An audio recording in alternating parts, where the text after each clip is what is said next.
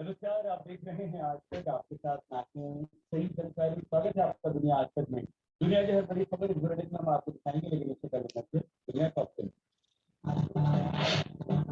दुनिया भर में कोरोना बेहद तेजी से फैल रहा है। 12 करोड़ 35 लाख से ज्यादा अब इस समय दुनिया में कोरोना पॉजिटिव के साथ आ रहा है। 27 लाख 23 हजार से ज्यादा लोगों की कोरोना की वजह से लगाई गई पाबंदी का खिलाफ जर्मनी के शहर कई तादाद द्वारा मास्क पहने दिखे और न ही उन्होंने का पालन। मियामी बीच पर रात 8 को रोड में लोगों ने छुट्टी के दौरान पुलिस के साथ कोरोना के बढ़ते मामलों को देखते हुए पाकिस्तान ने अपने देश में 12 डिस्ट्रिक्ट में जाने का काम किया। बाल मुकुंद जी, आपके यहाँ से कुछ आवाज आ रही है। हाँ, बंद कर रहा हूँ टीवी एक से जी, क्लियर कर दो। सर सभी जुड़ गए हैं, आप अपने आप को अनम्यूट कर लें।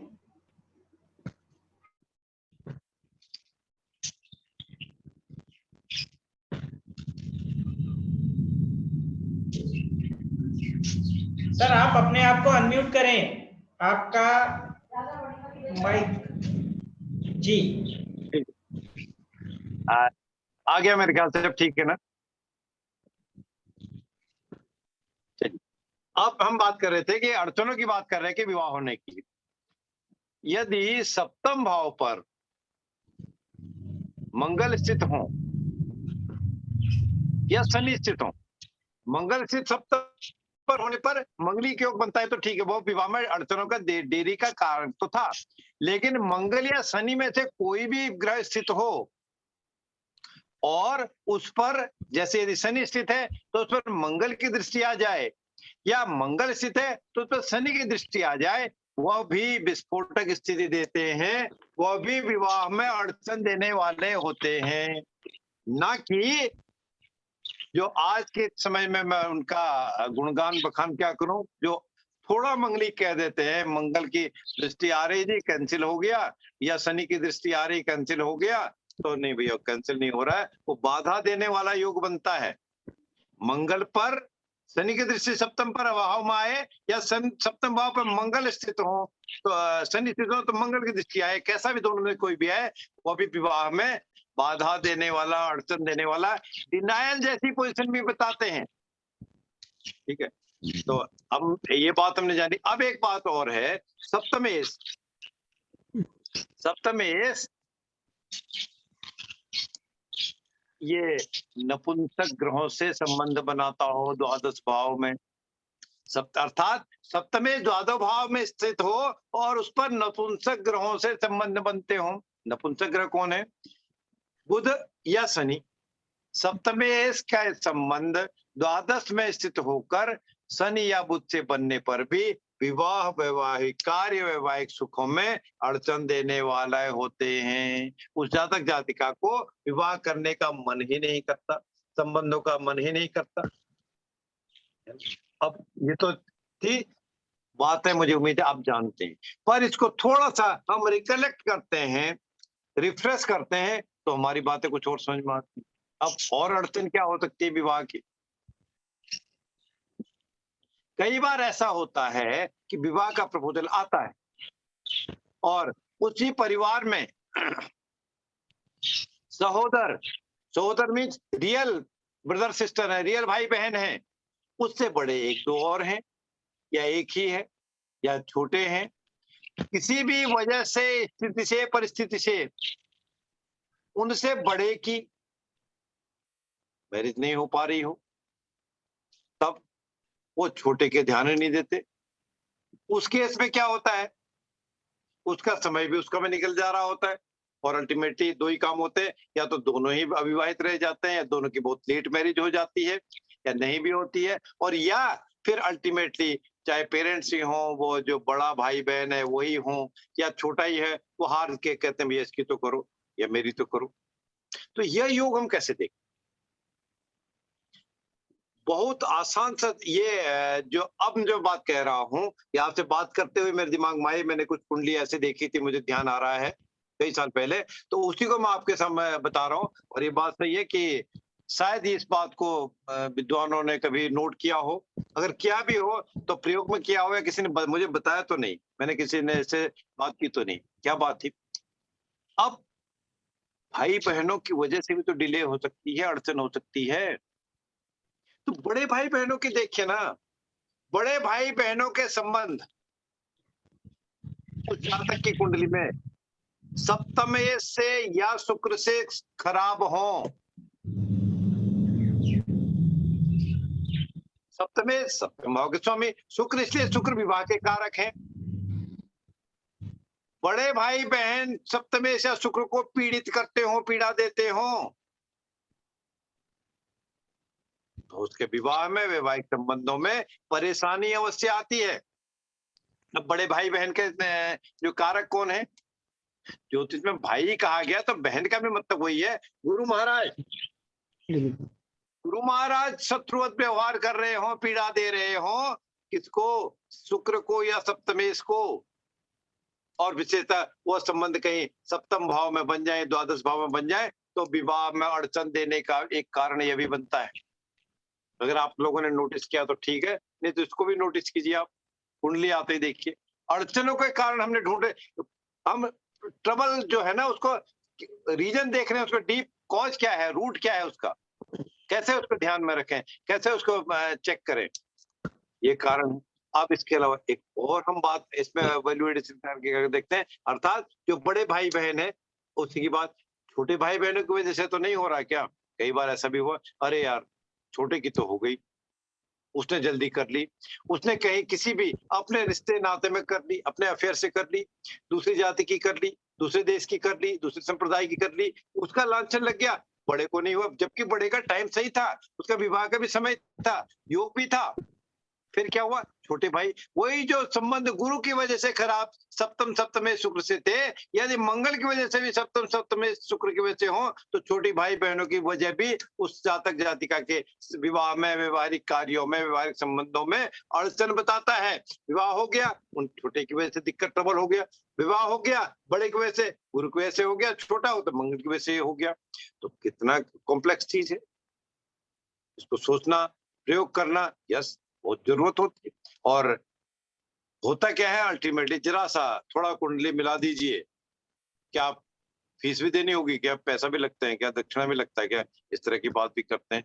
जो अभी मैंने शुरुआत किया, मेरी बात झूठी तो हो सकती है कि भैया अगर हमने सरस्वती से इसका मिलान किया तो कहीं ना कहीं फिर वो मैच तो नहीं होता, प्रेडिक्शन में दिक्कत आती है। पर कुछ हद तक संयमित होके हमको दोनों कार्य करना चाहिए। इस हद तक हम जाएं, सांप भी मरे और लाठी भी ना टूटे, इस तरह के कार्य करें, फिर भी हमको अपनी जो बुद्धि है, विद्या है, विवेक है, उसको निरंतर बढ़ाते रहें, क्योंकि हमारी जिम्मेदारी दूसरों से ज्यादा होती। जो 10 साल 15 साल पढ़ा हुआ डॉक्टर है, ऑपरेशन करता है, सर्जरी करता है, मेडिकल में लिखा लेते हैं भैया ये हम अपनी कॉस्ट पे, रिस्क पे इसको एडमिट करा रहे हैं, ऑपरेशन करा रहे हैं, ये बचे या कुछ और भी हो, हमारी जिम्मेदारी नहीं है, हॉस्पिटल की जिम्मेदारी नहीं है, ये हमने खुद ने उस पे जमा करा रहे हैं, भर्ती करा रहे हैं। वकील ने भी 3-4 साल तो कम से कम डिग्री की है, प्रैक्टिस भी कर रहा है, सीनियर वकील तभी जाएंगे, उससे कोई गारंटी नहीं मांगता केस जीती जाएगा क्या? नहीं जीतते सारे वकील, सारे जीते तो फिर हारेगा कौन? लेकिन ज्योतिषी की बेचारे की, ये वास्तव में बेचारे की पोजीशन है, उससे सारी वो प्रिडिक्शन मांग लेना चाहता है हर कोई, और साथ ही साथ देना भी नहीं चाहता। फिर यह आपको आगे, यह आपकी वाणी सत्य हो गई तो आपको धन्यवाद वो कोई नहीं करता, आपको लिए कोई 4 लोगों में नहीं बताया जी उन्होंने फला फला जी के पास गया था, वो ज्योतिषी महाराज थे, उनकी बात तो है सही निकली, उन्होंने जो रास्ता बताया था, मार्गदर्शन किया था, वो सत्य था। हाँ, एक पंडित जी आपने 4 बातें बताई थी, उसमें तो कोई ठीक नहीं निकली। क्या ठीक नहीं निकली भैया? विवाह लेट हुआ, हाँ वो तो हो गया, थोड़ा सा मामूली सा हो गया। कितने लेट हो गया? अभी तो नहीं हुआ जी। कब बताया था? 4 साल बताया था, बात तो हो रही, नहीं हुआ वो नहीं बताया उसने, है ना भाई? तुम्हारा जो और नौकरी थी, इस पर अड़चन आ जाएगी, या इसको बदल लो, ये काम में भलाई नहीं, दूसरा काम करो, ये तो बात ठीक नहीं। हाँ वो तो ठीक थी, विवाह की बात जो आपने बताई ना अभी तो हो जाएगी, हुई नहीं जी भाई, तुम एक उलझन में फंसे हो दूसरे के भी देखो, उसके लिए नहीं कहता। अर्थात आपको पॉइंट आउट करने के लिए तो लोग बैठे हैं। चलो अरे उन्होंने बात बताई ना, बात सच नहीं निकली कोई, अब तो खामखा बदनामी हो गई। तो हमारा काम क्या है, वो जो जितने हमारे चक्षु हैं, जितने खुले रह सकते हैं, ओपन माइंड से ब्रॉडर स्पेक्ट्रम लेके हम उसको मिलाने की कोशिश तो करें। मिलाते मिलाते बातें आती हैं, जो मैंने ये बड़े भाई बहन छोटे भाई बहन के मंगल और गुरु से मिलान किया, यह बात भी है। हाँ, यह बात मैं कह दूं कि हो सकता है महर्षि पराशर ने सूत्र दिए भी हों, पर मुझे पढ़ने में तो नहीं मिले, किसी विद्वान ने बताया तो नहीं, पर ये मैंने प्रैक्टिकल किया तो बात समझ में आई। अच्छा, फिर कुछ बातें ऐसे भी हैं, द्वादश भाव में केतु किसी प्रभाव में ना हो तो भी जातक का विवाह या तो नहीं होता, या विवाह का उसका मन नहीं करता, या विवाह होने के बाद वो भाग जाता है, छोड़ देता है। वजह क्या है भाई, केतु मोक्ष के कारक है। केतु का विचार का ये धड़ का हिस्सा है, दिमाग तो सब राहु ले गया, पूछ का हिस्सा है ना, सिर का और दिमाग और आंखें और बोलना तो सब राहु ले गए, अर्थात वो निर्जीव पड़े हुए हैं। उनका तो मोक्ष ही कामना, भैया इस शरीर को ले जाओ, छोड़ो, किसी और योनि में किसी और शरीर में प्रवेश कराओ, वो तो इंतजार कर रहे होते हैं। तो इसलिए तो कहा है कि द्वादश भाव में केतु मोक्ष के कारण है, मोक्ष के कारक है, तो अच्छा कैसा होगा, कहाँ विवाह हो। वही केतु यदि सप्तम भाव में स्थित हो और कोई प्रभाव ना हो, और कोई प्रभाव राहु केतु का, तो जब सम सप्तम होते हैं हमेशा, तो उनकी दृष्टि का विचार आपस में करने से कोई फल नहीं मिलता। उस भाव के फल को लेकर कर सकते हैं, लेकिन उस ग्रह के फल के लिए, राहु का केतु, केतु का राहु के लिए कोई विचार नहीं, फल नहीं होते। तब क्या करें, सप्तम भाव में यदि केतु हो, फिर द्वादश भाव में तो मोक्ष है, सप्तम में केतु क्या करते हैं, या आपने कभी फलित में करते हुए ऐसा ध्यान दिया है कि जहां जहां केतु, चाहे लग्न से लेकर द्वादश भाव तक, लग्न द्वितीय तृतीय चतुर्थ पंचम षष्ठ सप्तम अष्टम नवम दसम एकादश द्वादश, किसी भी भाव में केतु हो और किसी प्रभाव में ना हो, भाव में कि राहु के अलावा और किसी की युति ना हो, किसी की दृष्टि ना हो, तब क्या विचार किया ऐसा? यदि विचार किया है तो अब मैं जो बात कर रहा हूं, आप भी उससे दो चार हुए होंगे। हो सकता है जो मैंने बात कर रहा हूं उसके अलावा भी आपको कुछ उसमें मिला हो, उसके अलावा भी और कोई गूढ़ रहस्य मिला हो, लेकिन ये जो मैं कहने जा रहा हूँ इसका ये तो आपको जरूर मिला होगा। और यदि नहीं मिला है, नहीं ऐसा विचार किया है, तो आज से आप प्रैक्टिकल करके देखिए। यदि किसी संबंध के बिना ग्रह केतु जिस भी भाव में हो, उस भाव को घाव देते ही हैं, खराब करते ही हैं। घाव का क्या है, वो तो नासूर है ना, बिल्कुल बैठे हुए इस तरह बैठ के, दिमाग है नहीं, सिर है नहीं, तो उस भाव में घाव ठीक होता नहीं है, अर्थात उस भाव को खराब करने वाले होते हैं। हाँ, अब छाया ग्रह हैं राहु केतु, और बुध महाराज भी इनकी तरह बहक जाते हैं, किसी भी प्रभाव में आ गए तो फिर वो प्रभाव बदल भी देते हैं। और इस बात का राहु केतु के लिए ध्यान रखना है। विवाह की बात करें केतु के लिए विशेष, कुछ विद्वानों की तरह यदि आप भी राहु या केतु को उच्च का या नीच का मानते हो, वृषभ मिथुन में मान रहे हो उच्च का राहु को, या वृश्चिक धनु में नीच का राहु को मानते हो, वृश्चिक धनु में उच्च का केतु और वृषभ मिथुन में नीच का केतु मानते हो, तो उसके फलों की गणना भैया आप अलग से करना। मेरे से कोई बात होगी हम भी करेंगे, आपके साथ देंगे। लेकिन इनकी राशियों में भी यदि हो और किसी राशि में भी राहु केतु हो, विशेष केतु हो, तो उस भाव का खराब करने वाले होते हैं। द्वादश में तो मोक्ष दे रहे हैं, विवाह नहीं होने देंगे, संबंध होने में नहीं करने देते, और सप्तम में भी हो तो वैवाहिक होने, कार्यक्रम होने में भी बाधा देने वाले होते हैं। केतु मोक्ष के कारक है तो ठीक है, एक और भी गुण केतु का विशिष्ट है। यह माना तो गया है कि केतु महाराज मंगल की तरह व्यवहार करते हैं, मंगल की तरह गुण हैं। मेरे ख्याल से क्या दशा भी मिलती है केतु और मंगल की, समय मिलता है? चलिए आप बताइए, अगर मिलता है, मुझे को तो याद नहीं है क्या मिलता है कि नहीं मिलता। तो लेकिन व्यवहार मंगल की तरह केतु का कितना है देखिए। केतु बड़े ढीठ ग्रह हैं, किसी भी भाव में किसी प्रभाव के अगर हैं तो वो अपनी ही करते हैं। इस यह वजह है विवाह के लिए भी वो डिनाइल जैसी पोजीशन ला देते हैं, अड़चन ला देते हैं, चाहे सप्तम में हो, द्वादश में हो, पंचम में भले ही हो, नवम में भले ही हो, विवाह वैवाहिक सुख संबंध संतान उत्पत्ति में या वंश वृद्धि में भी तंग करने वाले होते हैं, घाव कर देते हैं, नहीं होने देते, अबॉर्ट करा देते हैं। पंचम में भी ये केतु हो और किसी प्रभाव के, अक्सर मंगल भले ही सर्जरी करा देंगे लेकिन केतु अबॉर्ट करा देंगे। इस प्रभाव को आप देखिए। ये थोड़ी सी बातें, कुछ तथ्य हमने विचार आपके साथ शेयर किए। अड़चन क्या है? अब इसको थोड़ा सा अगर हम प्रिडिक्शन की बात करते हैं, थोड़ा सा और आगे चलें। अड़चने देखिए, अब जो बहुत इंपॉर्टेंट चीज है देखिए, पिछली बार में हम थोड़ी बात की थी, ये तो बात थी, कुछ सूत्र थे। हम अड़चनों की बात करेंगे तो पूरी 1 क्लास 2 क्लास लेंगे रिसर्च में, लेकिन और थोड़ी सी इसको हम वजह जाने कुछ सूत्रों के अलावा। कोई दशा भी तो आनी चाहिए, समय भी तो चलना चाहिए उस कार्य के लिए। जब देश काल पात्र परिस्थिति हो, जब उसकी एलिजिबिलिटी हो जाए जातक जातिका की, मेरे देश की, हमारे देश की, हिंदुस्तान की बात करें, कानूनी रूप से जब मान्यता मिलती हो, उसके बाद समय आता हो विवाह का दशा से, तभी तो विवाह कर सकता है।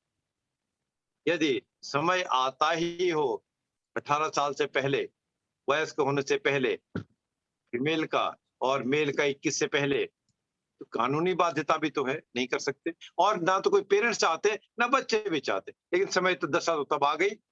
फिर उसके बाद दशा आने में और समय लग गया। कई बार आपने देखा कि दशा ही 40 साल बाद आ रही है, 38 साल बाद आती है, 50 में आती है। तो ये डिले का अड़चनों के कारण दशाएं भी। अब दशा किसकी दशा में विवाह होगा,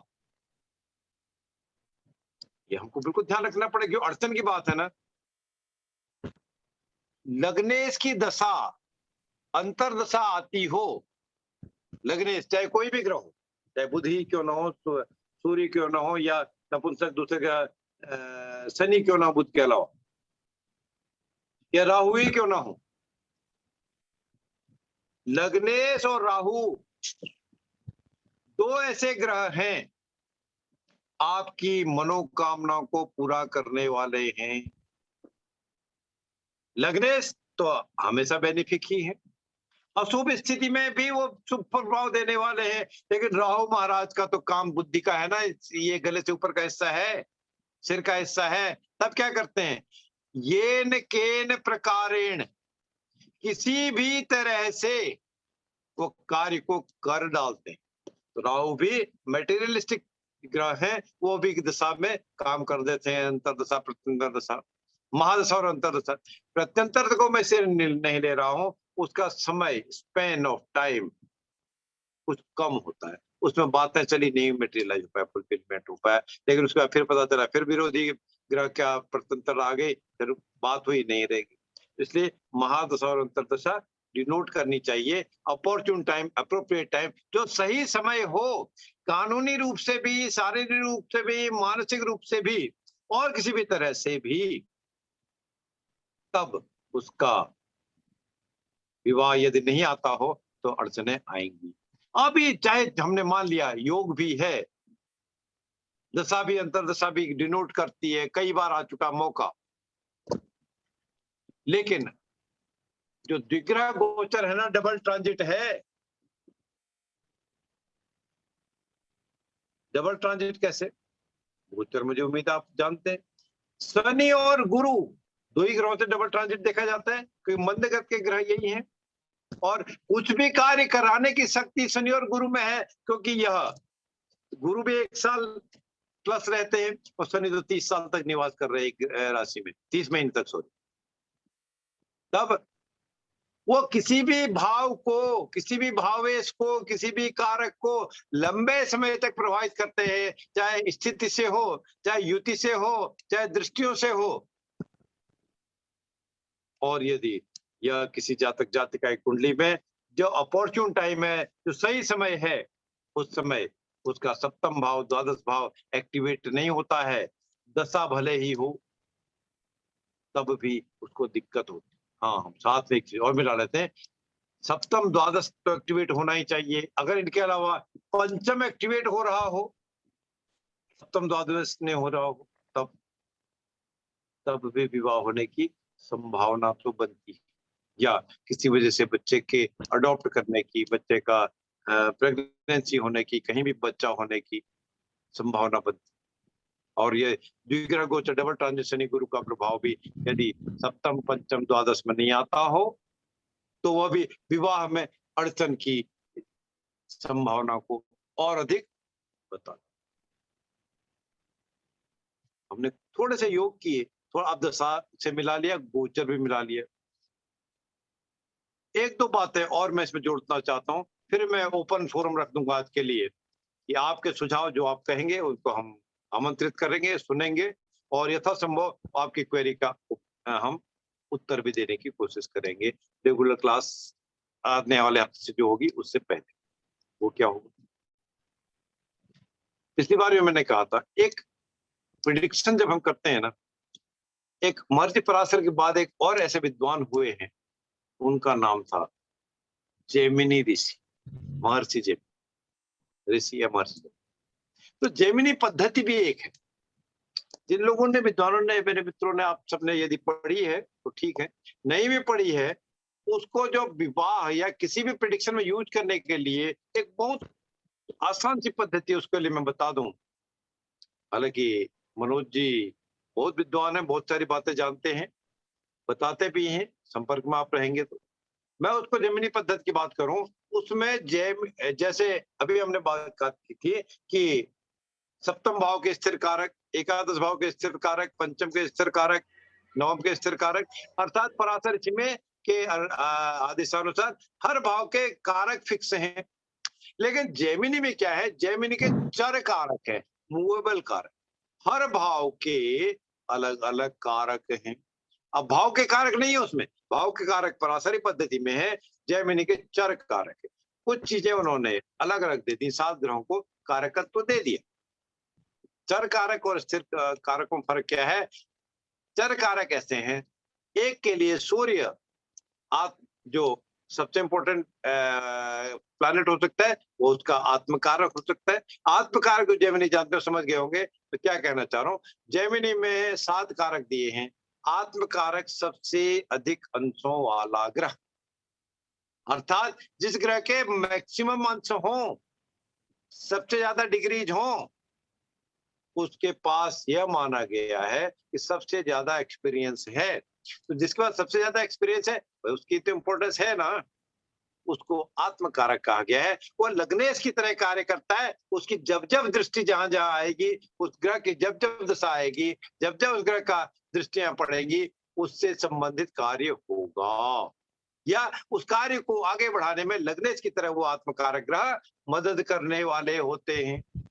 तो यदि हम प्रयोग करते हैं तो बहुत अच्छा है, नहीं करते हैं तो आपसे रिक्वेस्ट है, आज से इस जैमिनी के चर कारकों को भी आप प्रयोग कीजिए। अब जो आखिरी कारक है इसी में, 7वां कारक, उसका नाम है दारा कारक। दारा जो ज्योतिष की भाषा है, वो पत्नी के लिए कहा गया है। जो पत्नियां हैं, जो फीमेल है, उनके लिए पति का कारक, उसको दारा कारक ही नाम दिया है।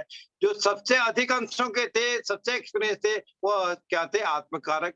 जो सबसे कम अंशों के हों, उसको दारा कारक कहा गया है। यदि उस दारा कारक का काम क्या है, वह 1/7x आमने सामने वाली पोजीशन है, वो टकराव की पोजीशन देता है, रोग की पोजीशन देता है, डिनाइल की पोजीशन देता है और प्रिवेंट करने की पोजीशन देता है। अर्थात दारा कारक ग्रह की दशा चलती हो, जब विवाह का समय हो, या उस दारा कारक ग्रह का संबंध बना हो सप्तमेश से, द्वादशेश से, गुरु या शुक्र से। गुरु विवाह के लिए इसलिए है कि पति के कारक हैं, शुक्र तो विवाह के कारक दोनों के लिए हैं। गुरु शुक्र से संबंध बनता हो, दारा कारक ग्रह का दशा उसकी आती हो, अंतरदशा उसकी आती हो, वह भी अड़चन देने वाले होते हैं। ठीक है ना? इतनी बातें हमने की। एक थोड़ी सी बात जो पिछली बार मैंने की थी उसको लेके मैं वाणी को विराम दे दूंगा आज, फिर आपके लिए ओपन जितना समय बचा है। एक पद्धति प्रेडिक्शन करने की और है, वो भी वैल्यू एडिशन है, अष्टक वर्ग। अष्टक वर्ग के भाग्य अंक कितने मिले? जो लोग अष्टक वर्ग जानते हैं बहुत अच्छा है, नहीं जानते हैं शॉर्ट में हम आपको बता देंगे। कुंडली में अगर आप मैनुअली निकालते हैं फिर तो आपको कैलकुलेशन के लिए अष्टक वर्ग सीखना पड़ेगा। नहीं मैनुअल निकालते हैं, कंप्यूटर यूज करते हैं, तो उसमें हर अंक के भाग्य अंक निकलते हैं, कैलकुलेशन होती है। तो उसमें किस भाव में कितने अंक मिले हैं? सप्तम भाव में किसी भी जातक को यदि 19 से कम पॉइंट्स मिले हैं, कम से कम 19 अंक या 19 से 27 तक के जो अंक हैं, भाग्य अंक हैं, उस भाव में हो तो भाव बैलेंस होता है। 19 से कम अंक मिले हो तो उसको भाव कमजोर, 19 से अधिक 27 से अधिक अंक हो वो भाव हाइपर, तो 19 से कम अंक हो वो भी विवाह होने में अड़चन देता है। और बहुत ज्यादा अंक हो जाए 27 तक ठीक है, उससे ज्यादा बढ़ते जाते हैं, 35 36 44 तक भी अंक पाए गए, वो हाइपर हो जाता है। कोई भी हाइपर हो जाना तो कैसे होगा, इसका हमको ध्यान रखना। अर्थात जो कम अंक हैं 19 से कम है या बहुत अधिक है 35 से ऊपर 30 से ऊपर है, वह भी हाइपर हो रहा है, उसको भी तब भी विवाह में अड़चन आती है, भले ही उसका योग बनता हो, दशा आती हो, गोचर से होता हो। तीन चीजों को हम मिला लें, पराशरी पद्धति, अष्टवर्गा पद्धति, जोमिनी पद्धति, तो विवाह की अड़चनों के बारे में हम बिल्कुल बहुत आसानी से ज्ञान प्राप्त कर सकते हैं, देख सकते हैं। मैं अपनी वाणी को विश्राम देना चाहता हूँ और आपसे ओपन है। आपने मेरी बातें बहुत ध्यान से सुनी, लंबे समय तक आपके साथ सहयोग रहा, एसोसिएशन रहा, तो मुझे और भी खुशी होगी। और अब आपसे करबद्ध प्रार्थना, जितना समय 2-4 मिनट 5-7 मिनट रह गया, आप बात कुछ करना चाहते हैं, सजेशन देना चाहते हैं, मनोज जी को मेरे को ये ओपन है, आप अपना ऑडियो वीडियो ऑन कर सकते हैं, बात कर सकते हैं। मैं अब आपकी बात सुनूंगा और जरूरत होगी आप कहेंगे तो मैं जवाब देने की जरूरत होगी तो मैं जवाब दूंगा। प्लीज अब आप, it is up to you now.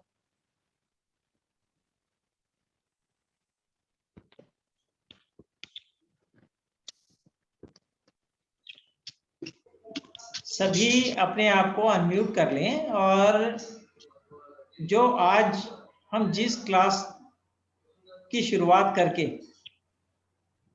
और पढ़ रहे हैं जिस सब्जेक्ट को, इसके विषय में अगर आपकी कुछ खुद की अड़चनें हैं, खुद के कुछ ऐसी कुंडलियां आपने देखी हों जिनके देखने के बाद वो इवेंट उसकी लाइफ का नहीं दिखाई दिया हो लेकिन फिर भी वो हुआ, तो इस तरह की कुंडलियां भी हम सबके पास आती हैं।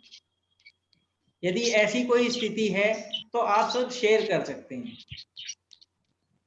हरवंश जी आप अपने आप को अनम्यूट करें। अश्विनी जी आप भी इस समय अगर कुछ आप लोगों के विचार हैं, कुछ पूछना चाहते हैं, कुछ जानना चाहते हैं तो वो आप बोलें ताकि विषय को कंटिन्यू करें और इसका लाभ आप लोगों को मिले।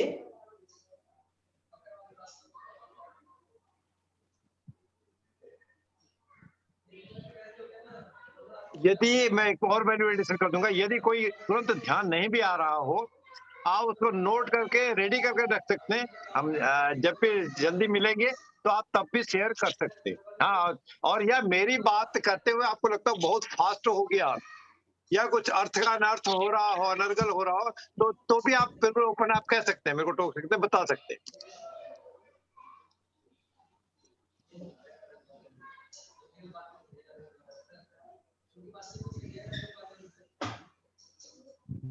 देखिए जन्म कुंडली के विषय में तो हम सब पढ़ ही रहे हैं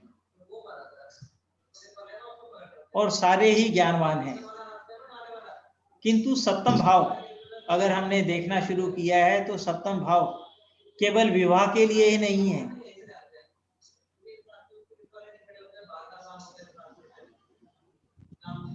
किसी सहयोगी के लिए भी हो सकता है। अगर आप प्रश्नकर्ता हैं तो इस स्थिति में आपके साथ जो घटना हो रही है वो भी आपके सामने वाला स्थिति हो सकती है, आपका रोग किस प्रकार का होगा वो भी सप्तम भाव के स्वामी से देखा जा सकता है। तो ये सारी चीजें हैं, लेकिन हमें विवाह देखना है,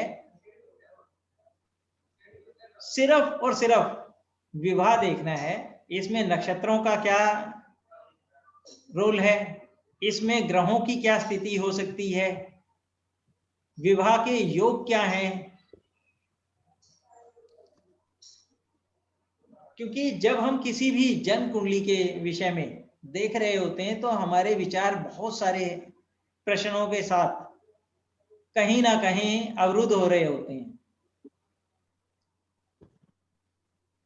वजह वही कि क्या हम इन ग्रहों को ही देख के और अपनी प्रेडिक्शन कर दें जो जन्म कुंडली के अंदर हम देख रहे हैं,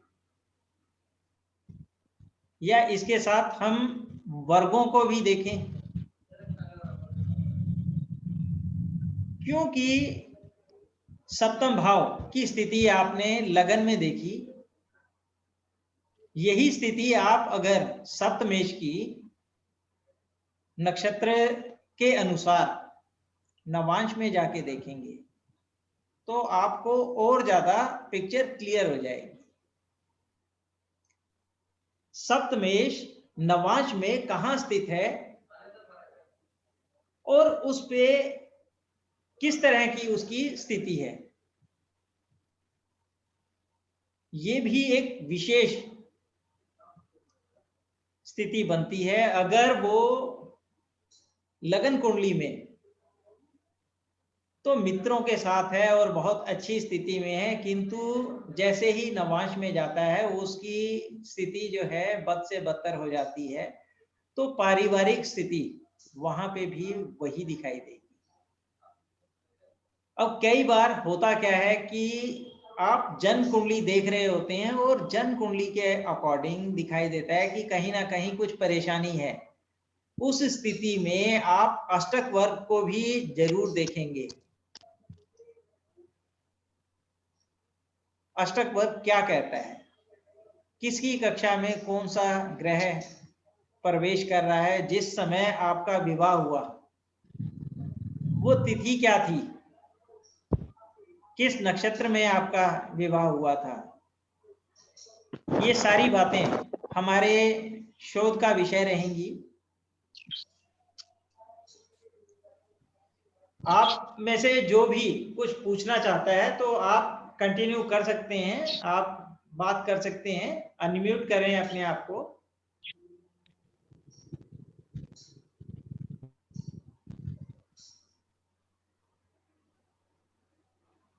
बालमुकुंद जी, आज की क्लास कैसी लगी आपको, अपना अनुभव थोड़ा बताएं। नहीं, सही है, पंत जी ने कई चीजें नहीं बताई इसमें और अच्छी लगी, क्योंकि मेरी तो पहली क्लास है ये। ऐसा है, जब हम आप किसी विषय पे शोध कर रहे होते हैं तो बहुत सारी चीजें नई मिलती हैं। बिल्कुल बिल्कुल जी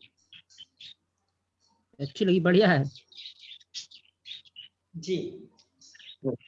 मैं बालमुकुंद जी एक बात कर दूं तो ये अभी पिक्चर का ट्रेलर था। जी जी। शुरुआती ट्रेलर में जो आपको हाईलाइट में थी ना उतना सही थी। मैंने जी। अभी नवमास की तो बात की नहीं, वर्ग कुंडलियों की तो बात की नहीं, है ना। बिल्कुल बिल्कुल सही वर्ग बात है नवमास सर। के अलावा सप्तमास में मिलाएंगे, क्योंकि मैंने कहा था वर्मा जी बहुत विद्वान आदमी हैं, बहुत सारी उनके पास विधाएं हैं, बहुत सारे ज्ञान का भंडार है और उसको हम सारा प्रयोग करेंगे। ये वास्तव में एक ट्रेलर था, रेगुलर हमारा जब जिस दिन से शुरू हो गया तो उसमें और सारी चीजें करेंगे। हाँ, स्टेप बाय स्टेप करेंगे, यूज करेंगे। और जो बातें मैंने कही आपको अक्रॉस हुई हो, मिली हो, वर्मा जो बता रहे हो चीज आपने नोट किया तो ठीक है, अदर आप नोट करके रखिए, आज से नोट करके रखेंगे, ध्यान रखेंगे। या कुंडली मिलान के लिए आप देखें, किसी कुंडली आती है, देखते हैं, पढ़ते हैं तो उसमें क्या क्या आपको फैक्ट्स मिल रहे हैं और जो आपने सोचा क्या वो वैसे हो रहा है कि नहीं हो रहा है, जो आपने प्रेडिक्ट किया उसमें किस लेवल तक की बात आ रही है। ये हम बार बार मिलाते हैं तो यही इसकी रिसर्च है। कोई एक काम होने से बात हमको दिखता है। मैंने एग्जाम्पल दिखाऊं, द्वितीय भाव में जब भी क्रूर ग्रहों का प्रभाव होता है, अद्वितीय भाव क्या है? कुटुंब का भाव है, वाणी का भाव है। उसकी वाणी में दोष तो आता ही है, उसकी वाणी में अथॉरिटेटिव पोजीशन तो आती ही है, ये तो बात ठीक है। लेकिन साथ ही साथ उसका पूरा परिवार, उसका पूरा कुटुंब, वो किसी न किसी रूप में डोमिनेटिंग जरूर होता है। और ये मैं बहुत सारे बारों में देखा है। यस, अब डोमिनेटिंग किस बारे में? चाहे उनके पास पावर, डोमिनेट कौन कर पाएगा भाई? उसके पास कुछ होगा तब तो डोमिनेट करेगा। बिल्कुल सर, तो बिल्कुल, मीन्स बिल्कुल। उसके पास मनसा वाचा कर्मणा, वो नेगेटिव करना पॉजिटिव चीज भी होती है ना? ऐसे भी हम मिला के रखते हैं, ऐसे भी मिला के देखते हैं। तो वर्मा जी की बात थी, जब हम D9 की बात कर रहे हैं या किसकी कक्षा में है उसके फलों को मिलाएं। यस, ये सारी चीजों को हम स्टेप बाय स्टेप जरूर उसमें मिलाते हैं और मिलाना भी चाहिए। तो मुझे लगता है वर्मा जी आज के लिए हम इतना यहाँ पर विराम करें, और जी अगला समय आप निर्धारित कर लेंगे तो मैं, आप चाहेंगे तो मैं आपके सम्मुख प्रस्तुत रहूंगा, अवेलेबल रहूंगा। जी ठीक है सर, धन्यवाद सर। ऐसा है, सभी को राम राम, सभी सभी को राम राम, धन्यवाद, शुभ रात्रि। आने वाला व्हाट्सएप समय ग्रुप आपके लिए में और आप भी सभी, अच्छा हो, गुणकारी हो। जी व्हाट्सएप ग्रुप में आप सभी अपने आज की क्लास के अनुभव शेयर कर सकते हैं, और वहीं सर के द्वारा उसमें बिना किसी और मेरे हिचकिचाहट द्वारा बताते, बिल्कुल ठीक। आपको कुछ टूल वगैरह दिए जाएंगे ताकि आप अपना भी वर्क करना शुरू करें। क्योंकि जैसे ही हम एक मूर्त को तैयार करते हैं तो मूर्त तैयार होने के पश्चात उसकी नक्काशी शुरू होती है, उसको सजाना शुरू किया जाता है। तो अभी एक स्टैचू तैयार हो रहा है, उसको सजाना कैसे है वो सर की गाइडेंस में हम धीरे धीरे शुरू कर देंगे, और बहुत अच्छे से हमारी ये जो क्लास होंगी इसकी कंटिन्यूटी रहेगी और बहुत कुछ हम नया सीखेंगे। इसी के साथ आज की कक्षा को यहीं विराम देते हैं। धन्यवाद आप सभी का, शुभ रात्रि। धन्यवाद सर। जय श्री राम। सर कल का क्या प्रोग्राम है ये पूछना था मुझे। कल मैं दिन में अवेलेबल हूँ थोड़ी देर के लिए, आप बताइए। जी चलो, मैं अभी फोन करता हूँ आपको। मैं दिन में अवेलेबल हूँ, लेकिन शाम को 7 बजे बाद अवेलेबल नहीं हूँ कल को। कोई बात नहीं, मैं आपको अभी फोन करता हूँ आपसे, ठीक है सर? हाँ जी, ठीक है, ठीक, ओके, शुभ रात्रि। ठीक, ओके जी। Okay okay, thank you, thank you, bye. शुभ रात्रि। जी धन्यवाद जी। ठीक है बाल मुकुंद जी। धीरे धीरे।